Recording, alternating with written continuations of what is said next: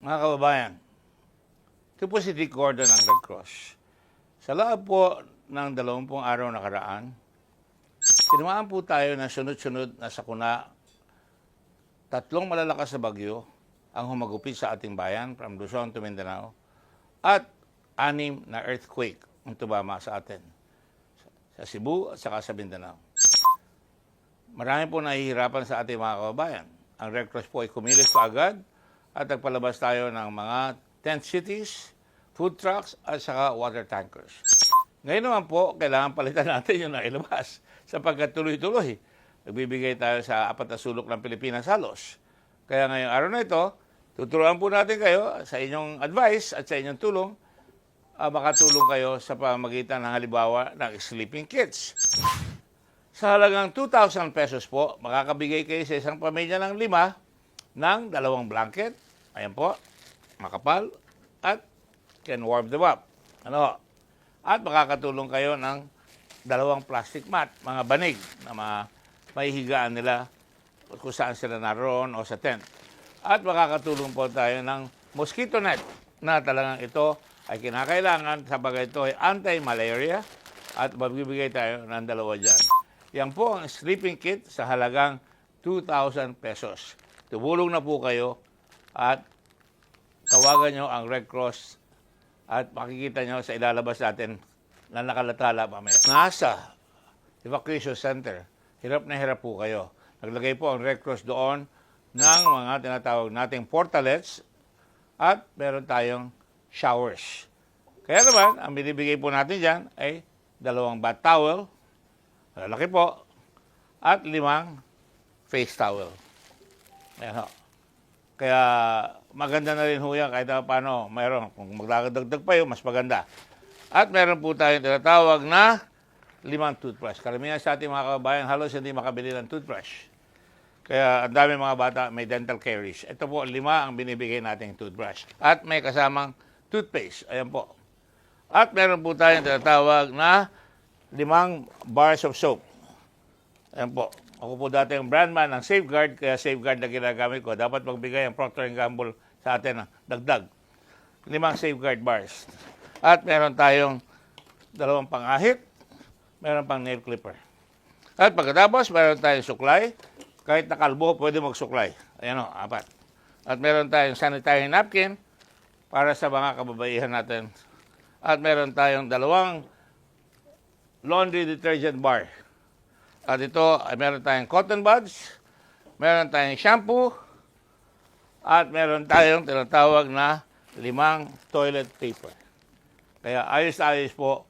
Kahit paano, napapalitan niya pag naubos. Kaya kailangan tumulong po kayo sa halagang 1,800. Masaya kahit paano na-alleviate ang suffering ng mga nasalanta ng bagyo for 1,800 per family. Yan ang maitutulong nyo. Kaya mag-commit kayo ng 10 para 10 pamilya mabibigyan nyo. Yan ho, mga nangyayari dyan. So, magtulungan po tayo sapagkat kailangan ng ating mga kababayan. Thank you po. Ngayon naman po, pumunta po tayo sa kusina. May hirap kumain kung wala kayong plato. Kaya lahat sila ay bibigyan natin ng 5 plato. 5 kutsara tirador, meron 5 pang sopas, at meron tayong pang kape-kape. 5. Ayos po ba? Ayan. At pagkatapos, meron po tayong kailangan kaldero. Ayan o yung kaldero natin. Lutuan ng kanin at iba pa. Pero meron pa nga tayong kitchen doon na magagamit nila. Hindi na sila kailangan magluto. Pero pag uwi nila, mag-uwi nila ito. At meron po tayong kawali. Hindi ako sanay magluto. Kumakain lang ako. Ito, kawali at meron pa sandok. Meron pa rin tayong ibibigay na panghiwa na kitchen knife. Ayan o. Kaya kompleto sila. Sa halagang 2,500, ang laking tulong na may bibigay nyo sa pamilyang nasalanta. At kahit paano, may dignidad. Yan ho ang binibigay ng Red Cross. We alleviate human suffering and we uplift human dignity. 2,500 lang po. Lahat ito makukuha nila. At meron pa nga palang dagdag. Siyempre, pag natapos kumain, may hugasan. Ayan ho, ayan. At kung mainit, pwede nyo gamitin yan. Ganyan. Yan. Yan ho. Kompleto. Palanggana at saka whatever it is. Ayan o, andyan na. So, 2,500. Thank you very much po. Tumulong po tayo. Kailangan yan. Mga kababayan, pagpatuloy po natin ang tulungan natin sa mga kababayan natin na salanta. Kung kailangan po nila ng tubig, dapat naman meron silang lalagyan ng tubig na malinis. Ito po ay 20-liter jerrycan. Pwede rin kayo magbigay ng dalawa nito. Mamili kayo kung anong gusto nyo bigay. Ito mas magaang sa babae.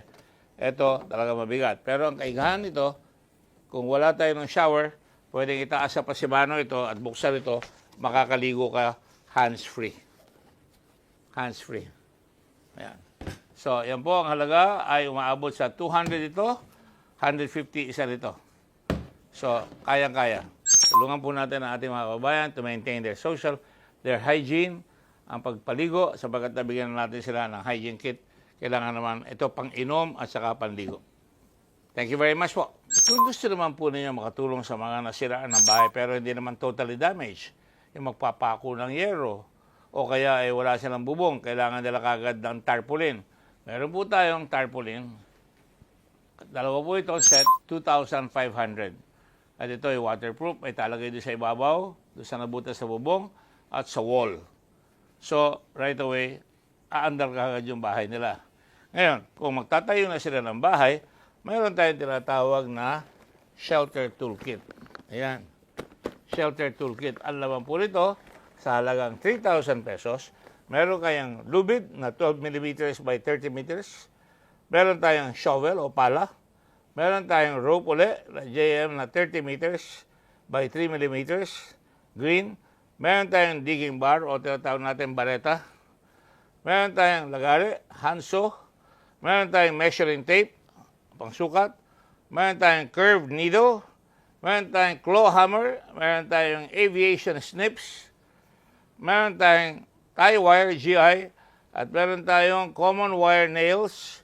Common wire nails na pang dalawang sukat. At may roofing nail tayo, yung parang may twerka na kasama dito. Kompletong-kompleto po yan. Sa halagang 3,000 pesos, may toolkit ho tayo.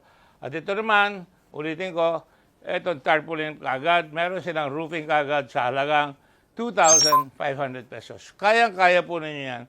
At malaking tulong yan, sapagkat masarap magbigay, lalo na kung hindi nyo alam ang aabutan, pero alam nyo aabot sa dahil Red Cross sa binibigay nyo. Kaya, kailangan pong tumulong tayong lahat para makabangon kagad ang ating mga kababayan. Mahaba na po ang record ng Red Cross. Nakagawa na kami ng 174,000 homes in the last 18 years. Ito, tuloy-tuloy ito. At pag natapos ito, malamang gagawa na naman tayo ng mga bagong bahay doon sa talagang nasiraan ng bahay. Thank you very much po. Tuloy niyo po ang tulong sa ating mga kababayan na hihirapan. Mga kababayan, tulong sa mga buntis. Dadalang tao. Hindi nyo maalis yan. Alam nyo, pagka mayroong mga disaster, ang pinakamaraming natutukusan namin ay marami nanganganak doon sa evacuation center. Kaya ito ngayon, meron tayong 2,000 pesos nakalagay dito sa balding ito, ang mother's kit. Ito ay may toilet paper, ito ay may alcohol, meron tayong tabo, hindi nawawala ang tabo sa lahat ng bahay ng tao. Meron tayo para sa underwear ng mga nanay. Meron tayong sabon panglaba para palagi malinis sila, 2. Meron tayong toothpaste. Meron tayong toothbrush. Ayan, para hindi makikihalo si mister. At meron tayong comb. Meron rin tayong shampoo. Ayan. At meron tayong sandals. Ayan. At meron tayong tuwalya. Kita nyo, palagi may tuwalya ng Red Cross. Oh, malaki pa, oh. Isang kilala ko rito ay magbigay ng malaking tuwalya. Pero ito, nagbibigay tayo ng malaking tuwalya. At meron tayong tinatawag na sanitation ng buntis. Ano ba yan?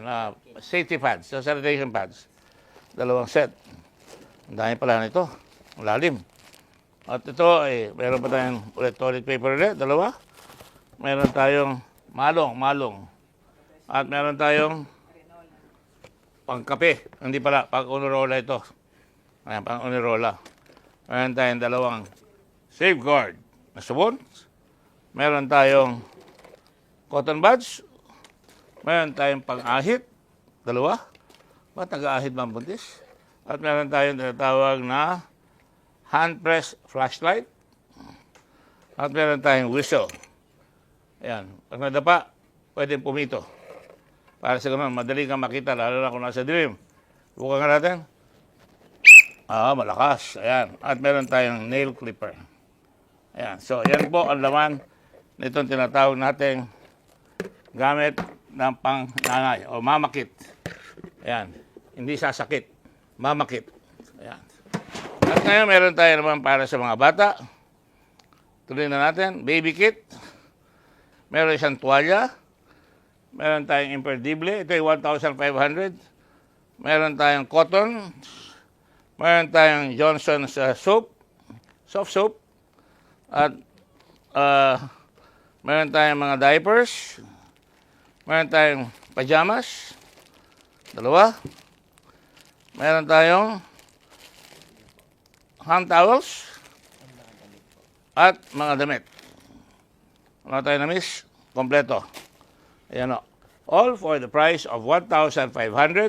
Meron pa siyang kasamang bag. So mga kababayan, pag bagyo, it's now the time for you to open your wallet and help our poor people who are having a hard time. When you buy it, meron tayong kapalit. Sa dami, nahuhulog na. Meron tayong kapalit na may papakita. Makukuha niya retrato.